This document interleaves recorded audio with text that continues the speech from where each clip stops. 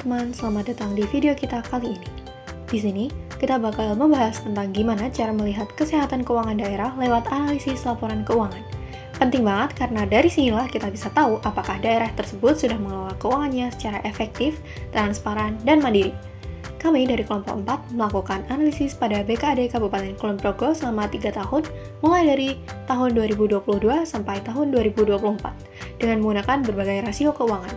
Lewat rasio seperti kemandirian, efektivitas, desentralisasi fiskal, ketergantungan daerah, dan rasio lainnya, kita bisa lihat perkembangan, kekuatan, dan kelemahan yang dimiliki daerah dalam mengelola sumber dayanya. Nah, biar nggak lama-lama lagi, langsung aja kita masuk ke pembahasan inti dan lihat gimana sih kinerja keuangan di BKAD Kulon Progo.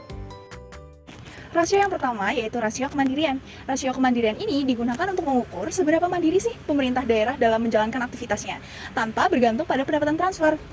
Hal ini bisa kita peroleh dengan cara membandingkan antara pendapatan asli daerah dan juga pendapatan transfer.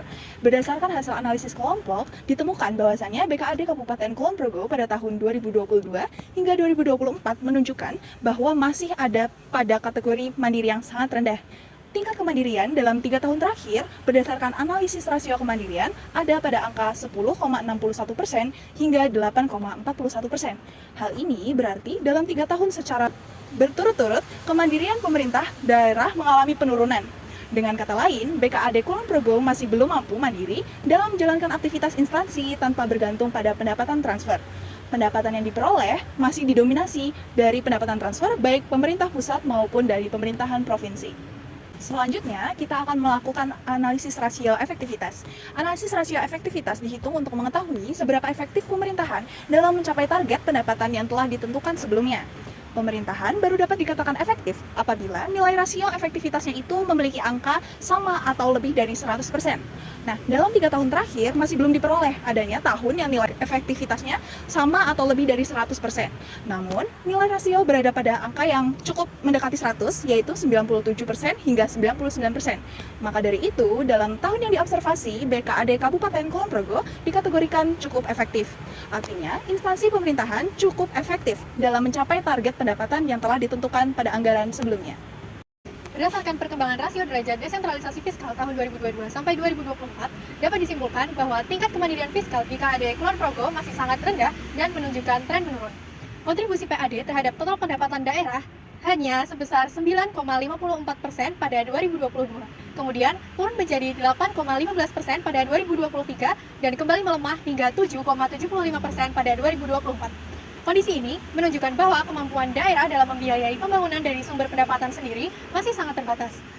Rendahnya kontribusi PAD tersebut mengindikasikan bahwa pemerintah daerah belum mampu menggali potensi pendapatan secara optimal, sehingga kesiapan daerah dalam mendukung pelaksanaan otonomi fiskal juga masih rendah. Sementara itu, hasil analisis rasio ketergantungan daerah menunjukkan tren yang semakin meningkat dari tahun 2022 hingga 2024. Tingkat ketergantungan pada pemerintah pusat dan provinsi mencapai 89,98% pada tahun 2022, naik menjadi 91,31% pada 2023, dan meningkat lagi hingga 92,18% pada 2024. Peningkatan ini menegaskan bahwa sebagian besar pendapatan daerah masih didominasi oleh transfer dari pemerintah pusat, sehingga kemandirian fiskal daerah sangat terbatas. Secara keseluruhan, tingginya rasio ketergantungan ini menunjukkan bahwa BKAD Kabupaten Kulon Progo belum memiliki kapasitas fiskal yang kuat dan masih sangat bergantung pada dana eksternal untuk membiayai penyelenggaraan pemerintahan maupun pembangunan daerah. Rasio selanjutnya adalah rasio efisiensi. Rasio ini mengukur penghematan anggaran dengan membandingkan realisasi belanja terhadap anggaran yang ditetapkan. Hasilnya, BKAD Kulon Progo tergolong cukup efisien. Selama 3 tahun, realisasi belanja selalu di bawah 100%, yang berarti terjadi penghematan anggaran atau favorable. Kinerja terbaik ada di tahun 2023 dengan efisiensi mencapai 89,63%, di mana pemerintah berhasil menghemat belanja operasi secara signifikan. Selanjutnya adalah rasio keserasian.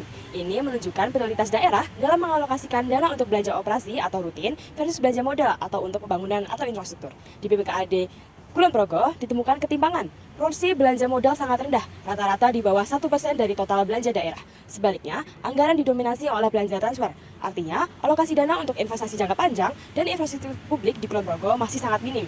Meskipun begitu, belanja operasi dinilai sangat efisien, mencapai 14 hingga 16%, tetapi masih perlu ditinjau bersama belanja modal yang di bawah 1% tadi.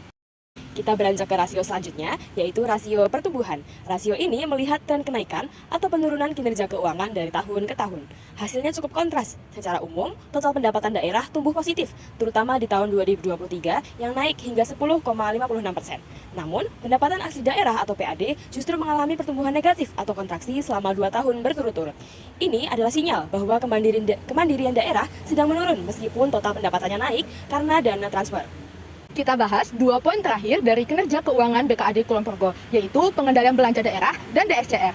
Pada rasio varians belanja daerah, nantinya sejauh mana BKAD berhasil menahan diri dari kebobolan anggaran. Hasil analisis menunjukkan rasio varians belanja BKAD Kulon Progo selalu berada di angka favorable atau di bawah 100%, yaitu pada tahun 2022 sampai 2024. Artinya, Pemda BKAD Kulon Progo berhasil membelanjakan anggaran lebih hemat dari yang direncanakan. Ini adalah indikator positif tentang efektivitas pengendalian belanja dan disiplin dalam pengeluaran. Lalu, bagaimana dengan kemampuan daerah membayar utang? Nah, kita bisa lihat melalui rasio cakupan layanan utang atau DSCR. Angka DSCR di BKAD Kulon Progo berada di level yang sangat tinggi, jauh melampaui batas aman yakni 2,5. Mengapa sangat tinggi? Karena sepanjang periode analisis, Pemda BKAD Kulon Progo tidak memiliki beban angsuran pokok pinjaman maupun belanja bunga yang harus dibayar. Ini adalah kabar baik.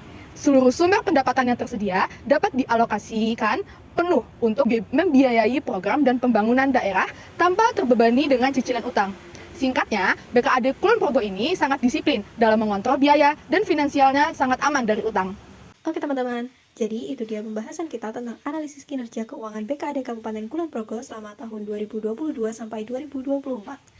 Dari berbagai rasio keuangan yang kita bahas, kita bisa lihat bagaimana kondisi keuangan daerah berkembang, mana yang sudah baik, dan mana yang masih perlu diperbaiki ke depannya. Terima kasih sudah nonton sampai akhir. So, bunda-bunda, kita sudah tag Alkom. Bunda, ditunggu bunda, ditonton.